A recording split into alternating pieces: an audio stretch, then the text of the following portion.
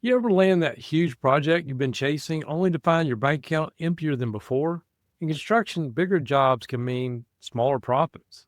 It's like digging a deeper hole just to build a taller building. Today, we're tackling the strange reality that growing your construction business can actually make you less profitable. And it happens everywhere. More revenue coming in, but somehow less money in your pocket at the end of the day. This is the Contractor Success Forum. I'm Wade Crumpet of Carpet Company CPAs, alongside Stephen Brown with McDaniel Whitley Bonding and Insurance. Stephen, what's the most common mistake contractors make when they start trying to expand and land bigger jobs? Well, it's just the whole perception of profit. They think for sure that this is a unit price type contract. So if I was going to make $20,000 profit on this $100,000 job, on a $1 million job, I'll earn $100,000 guaranteed. And it's the whole perception that if the revenues are higher, then I'm going to make more profit. And the problem with that is you call it a paradox. I think that's a great word. It sounds good. It makes perfect sense. But in reality, there are things that absolutely gut that profit. There's risk. There's how long the job's going to take. There's so many factors involved, and there's overhead that changes because of the needs to do a job that's larger.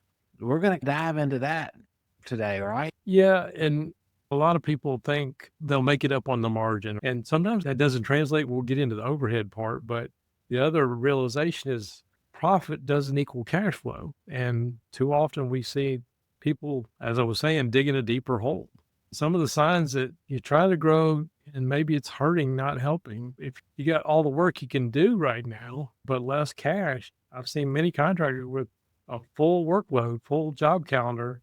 The bank balance is empty while the job calendar is full. Yeah, we talked about that in the last episode that we did. And it was just regarding cash flow nightmares, looking for a bag to breathe into because you're slammed. Things should be good. Things should be great.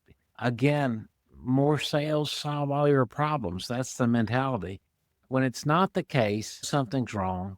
And then your plate's full and you got to try to figure out how to turn your ship around. You know how long it takes to change the course of a barge, pushing 5 fully loaded separate barges of just grain alone, just the weight of that, or concrete. It takes a lot of effort. So here you are, you got a full barge and you're going down the river, lickety split, and you got to change course. And there's just a lot that you need to do. Yet again, Wade, there's another analogy for you. Memphis analogy. It's We Memphis. Okay, there we go. But don't have those in Atlanta. yeah, but I guess the point I was trying to make, Wade, is just that sometimes having a full list of jobs in progress, growing your business, adding more work than you can possibly do, I'll just make more margins and we can deal with it. I'm going to be finished with this job in time to get going on this one, to get going on this one. And so you think the timing's right to grow, but then you don't really know behind the scenes what's going to eat into your profit. And I've seen that happen over and over again, Wade. Yeah. There's several factors for this. And the one thing you've already mentioned, the overhead growing faster than revenue. It's very common to see that. And a lot of times contractors don't understand that you got to have more infrastructure. Maybe you need to hire more people, more trucks. You need to buy more software and get another desk or whatever. Say you got pizza dough or something like that, and you're trying to stretch that working capital as thin as possible, because what's really happening, you go from $500,000 of annual revenue to $1 million. If your revenue doubles, your accounts receivable is doubling. So if you average accounts receivable was, say, $50,000, it's now $100,000 that's sitting out there waiting for 30, 60, 90 days to collect, plus retainage. It's just like a stretched pizza dough is getting thinner and thinner, and pretty soon you got holes in your pizza. Yeah, then everything's just falling into the bottom of your pizza. You've stretched it too thin. Yeah. Maybe we could do an analogy of a pizza on a barge on the Mississippi River. I don't know. But I love that analogy to you spreading your crust too thin. Yeah. I guess the other thing that happens, like I said, your receivables are going to be growing. So what we often see is we're going to see this additional revenue coming in, or we think we are, We just go ahead and hire up or whatever, but then more bills come in. We got to cover the materials, the subs. And what we often see is your debt starts climbing. So whether your credit cards are building, in spite of these higher sales, the debt keep going up and up. And so that's another one of these signs that you're chasing revenue and not margin. You ever see that? Absolutely. And like any debt, as you get into it, you just never realize how fast you're getting into it until you're already into it. Yeah. I guess going back to the math behind all this, you would think that, okay, your overhead is going to shrink as a percentage of your revenue. So, if you've got a $500,000, this is the mentality, and I get it, is you got a $500,000 in annual revenue, you jump to a million, but your overhead was say 100,000. That was 20% overhead. Okay, we grow it to $1 million, that should drop to maybe 10% overhead. That's the thinking. You're going to make more profit. But too often, that percentage of overhead has to grow faster than the top line revenue just to support it. And that's part of the math sabotaging these contractors. I guess another thing, stick with that. Everybody thinks the bigger is better. We always say that, but they tend to give away margin. It's like, okay, well, I'm going to get a bigger job. I'm just going to make it up on the margin. And often that means we bid it lower just so we can get in the door, or we forget the fact that we got even more materials up front. We're going to have more sitting in our receivables. A lot of times these bigger jobs are going to take longer to do. So you got more retainage sitting out there for half a year, sometimes 2 years. This is that strain on working capital we've been talking about. Yeah. Strain on working capital, a strain on your workforce. Yeah. But I guess the whole thing is just you need more fuel to run a bigger machine. And that's where people don't realize that bigger doesn't always mean better. So if you're in a growth mode, then you really need to watch some of these things like the overhead and put some kind of parameters around.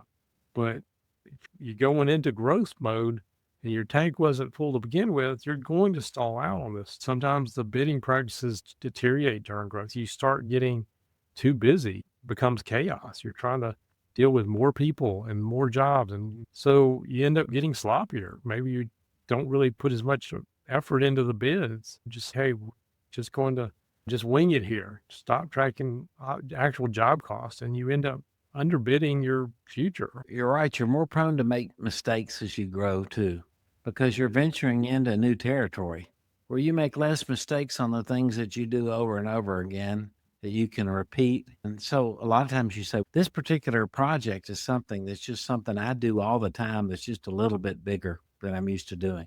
That may be perfect sense. And we're not saying growing your revenues is bad, but growing your revenues and thinking that's going to solve your problems without knowing every detail of how that growth is going to affect your profit is what we're talking about here. Yeah. I can't tell you how many times we've said on here, I know you've said it, I've said it. I've seen contractors grow themselves right out of business. And it's just like trying to fill a leaky bucket. You keep pouring in more revenue and more revenue when you hadn't fixed these holes. It becomes a cycle. You're too busy, bad pricing, I guess I would say, underbilling your work sometimes, not chasing change orders and those kind of things. These are several of the warning signs that maybe you're growing a little too fast. You need to really pay attention when you are in growth mode because the cash flow can come out pretty quick. Okay. We talked about maybe slowing your vessel down so you can stop or turn easier when you're carrying a big load. We talked about spreading your working capital, your cash, thin as if it was a pizza dough that just gets stretched and stretched until it won't even hold the pizza. What other fallacy would you say needs to be observed by our listeners as they're contemplating growth that we see all the time? And I'll just go ahead and start that by saying I see all the time chasing jobs that a contractor really doesn't need to chase.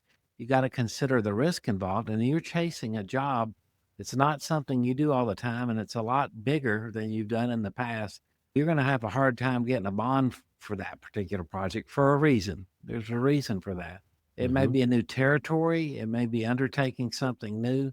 In an ideal world, the bonding companies want to see you just bite off a job that's no more than twice your biggest job you've completed in the past. That's kind of a rule of thumb there. Again, we said it before. It's like, are you running short and be able to keep paying your power bill? Credit card balance is increasing. Are you losing people? Are you hiring too fast? Having things like quality issues where you're having to do rework or callbacks, back Mhm. charge, those kind of things.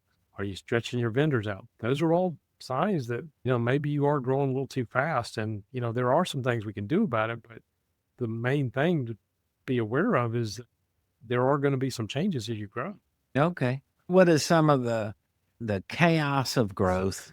What's some of the math behind these situations that you go through as you grow your revenue? How do you make sure that the math works? I'm a huge proponent of the profit first mentality, especially since my book's coming out in the next few weeks. So how are you going to scale your operating expenses or your overhead? Call it what you will. Contractors never know that number. And when you can dial it in from a cash flow standpoint, that's where you can begin to realize, hey, this is my number. And I've always used 10%, but it's really running 17%. I need to put that into my bid. When you realize this, you start allocating percentages, say, to your overhead.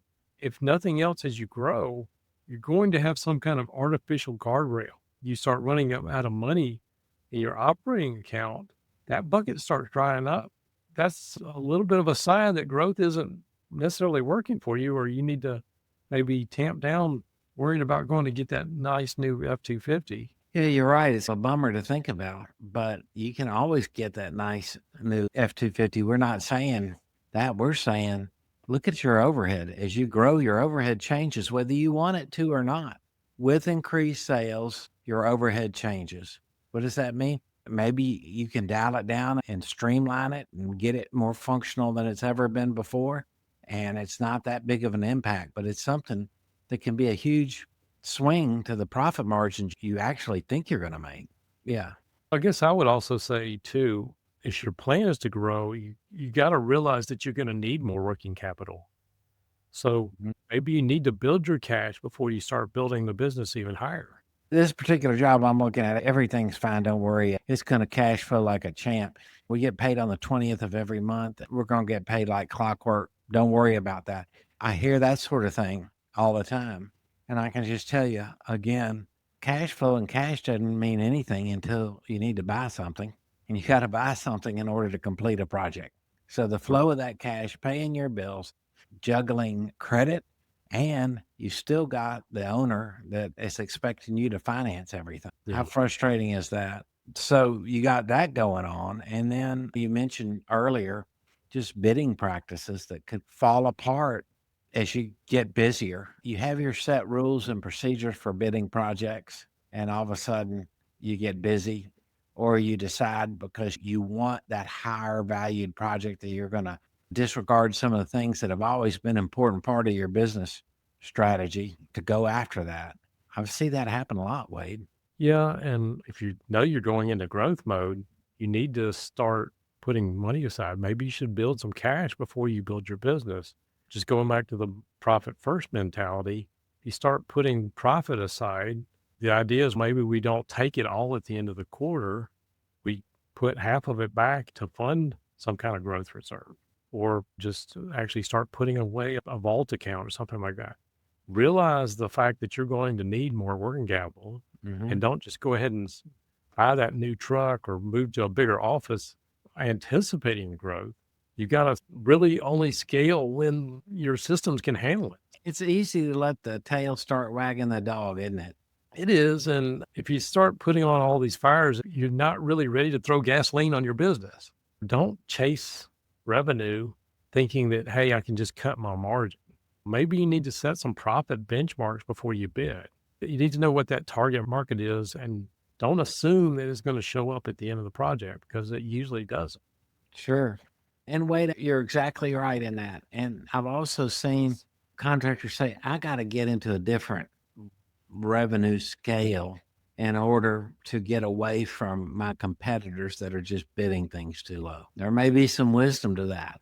But then again, there's no wisdom in it if you're not bidding it properly. and you're not addressing it prudently, is it a big deal to discuss what you want to do with your financial board of directors, your attorney, your banker, your bonding agent, your insurance agent, and your CPA? These are all people on your board of directors that are going to look at things from a different angle and give you advice on that. I guess the other thing I would add on to that is say no to bad growth. If it's not profitable, it's not worth doing just to feel like you're doing more. And we understand sometimes people get in those in situations. It's going to happen. But the fact is, you got to be aware of what you're doing because it becomes a spiral. And really, should you actually be cutting your staff back when you run into a situation like that? Nobody wants to do that. But what can we practically do to basically plan for profitable growth? I got a few thoughts. You want to throw anything out? No, go ahead, Wade. Really understanding your overhead allocation as you grow and tracking it and watching it, making sure it's not growing out of your. Do you need to adjust your pricing, your bids on to reflect the true costs or prices increasing or whatever? Do you need to build your systems like that pizza dough? Maybe it's designed to support so much of revenue, but do you need to really build the system to scale it effectively? Or is it like you kept it all in your head, but now you hired a project manager and they do it their own way, and then you got a new bookkeeper that does it their way? Do the systems need to follow all that? Again, the idea is let's measure our profit, not just revenue, that revenue top line. You also got to think about the role of your debt. Your debt is probably going to be growing as you scale up, and you probably sometimes have to rely on some of that.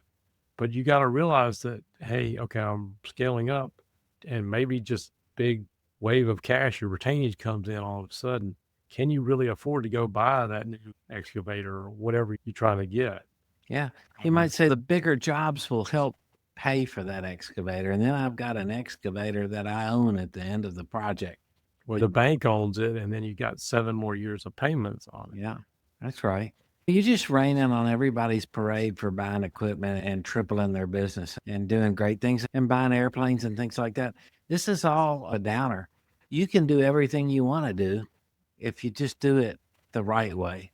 And you can do it with a whole lot less stress, and you can grow your business, you can grow your revenues, but more importantly, you're growing your profits. So when we're talking about the tail wagging the dog, Wade, the tail should be the profit that is wagging the dog. You talking profit first about taking that profit and sticking it in a separate account, the estimated profit on a job, and just working around it from an expense standpoint.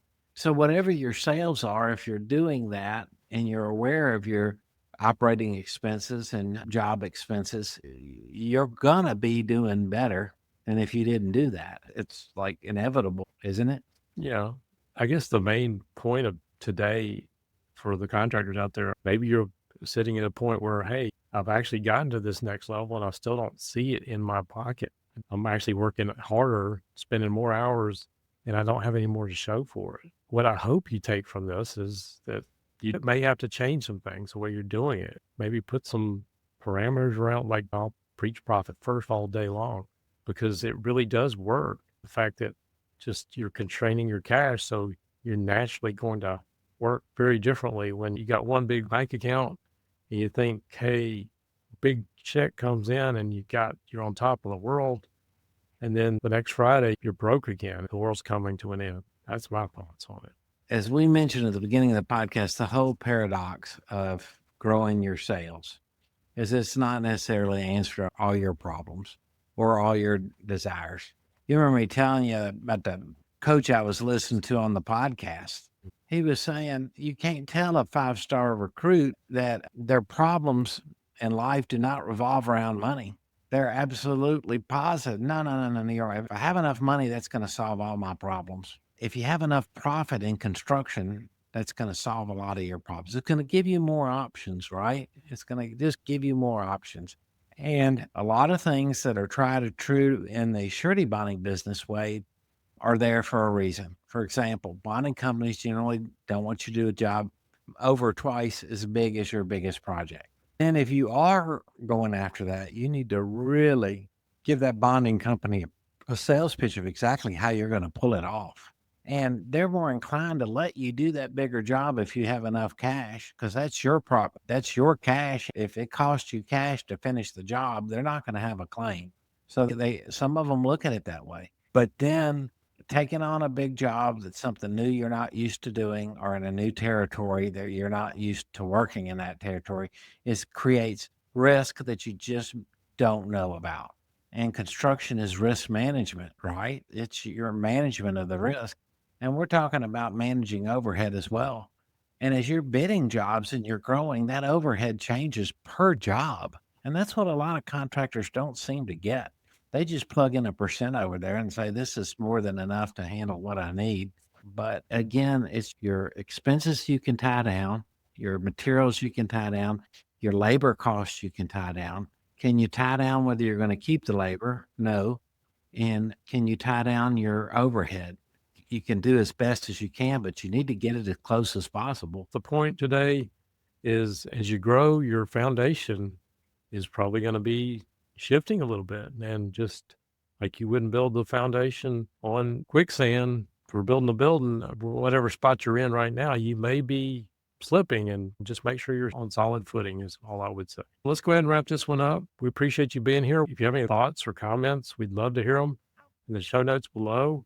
And if you enjoyed this episode, we appreciate if you like, share, subscribe, do all that stuff. It really helps us out. We do this every single week, and we haven't missed a week in 4+ years now. So we're happy about that. But we appreciate you being here, and we will see you on the next show. Thanks.